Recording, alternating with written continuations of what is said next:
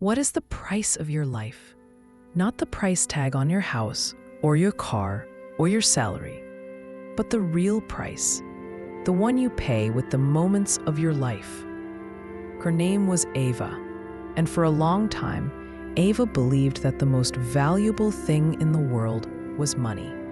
So, she decided to trade everything she had for it. Ava was a brilliant, driven young woman. She landed a job at a prestigious firm right out of college. Her goal was simple: to be successful. And in her mind, success had a very clear definition: a big number in a bank account, a corner office, a luxury apartment with a view. She started saying yes to every project. She was the first one in the office in the morning and the last one to leave at night. Her phone was glued to her hand.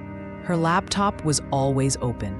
Her friends would call, "Ava, come to the cinema. It's been ages." And Ava would sigh, surrounded by spreadsheets. "I can't. I'm swamped. Next week, I promise." Her mother would invite her for a weekend at the family home. "Your father misses you, darling. The garden is in bloom." And Ava would feel a twinge of guilt, but push it down. "I have a huge deadline, Mom. Maybe in a month or two. It's a really important deal."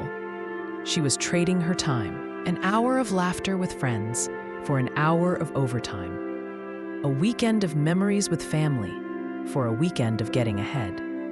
She told herself it was temporary, just until she made it, just until she was secure. The years began to blur together. The promotions came. The salary grew. The apartment got bigger.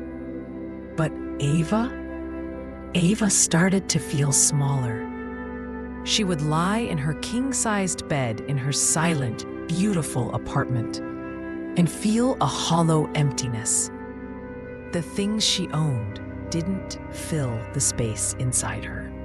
She'd look at photos on her phone of her friends getting married, having babies, going on trips she had missed. She was a ghost in their lives, just liking their pictures from a distance. One rainy Tuesday, her phone rang. It was her father. His voice was quiet, strained. "Ava, it's your mother. She's in the hospital. It's her heart." The world, which had been spinning so fast around money and deadlines, came to a screeching, violent halt. She rushed to the hospital. Sitting in the waiting room, she looked at her father, older, more frail than she had allowed herself to notice. She looked at her own hands, hands that could navigate complex financial models, but hadn't held her mother's hand in over a year. The doctor said her mother would be okay, but she needed rest.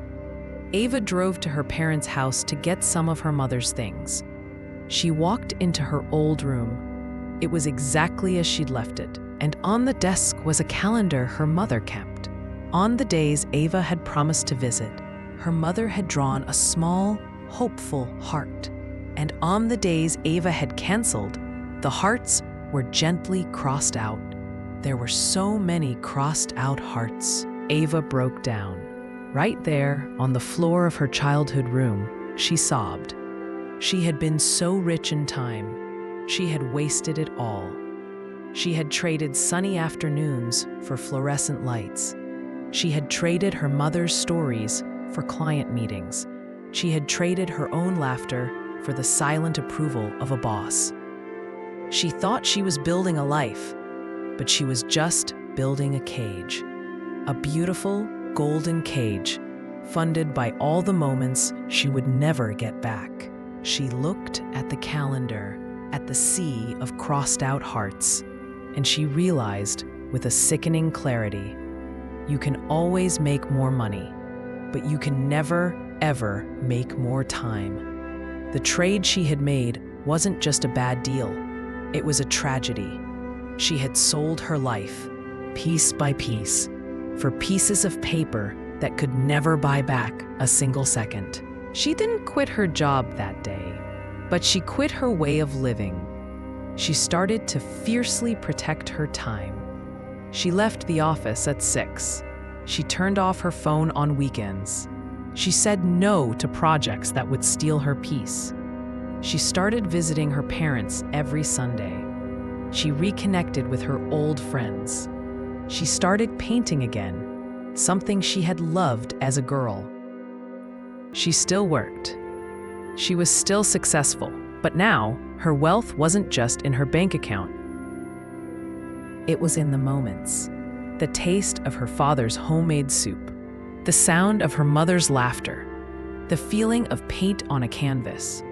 She learned that money is a tool, but time is the canvas on which you paint your life. So I want you to ask yourself, what are you trading your time for? Are you trading hours of your life for things that don't truly fill your soul? Are you postponing joy, connection, and peace for a future that isn't promised? Don't make the mistake of thinking your time is an endless resource. It is the most finite, precious currency you will ever have. Spend it on love. Spend it on laughter. Spend it on quiet moments that make your heart feel full. Build a life rich in memories, not just rich in possessions.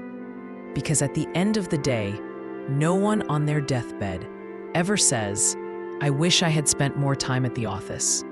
They say, "I wish I had spent more time with the people I love."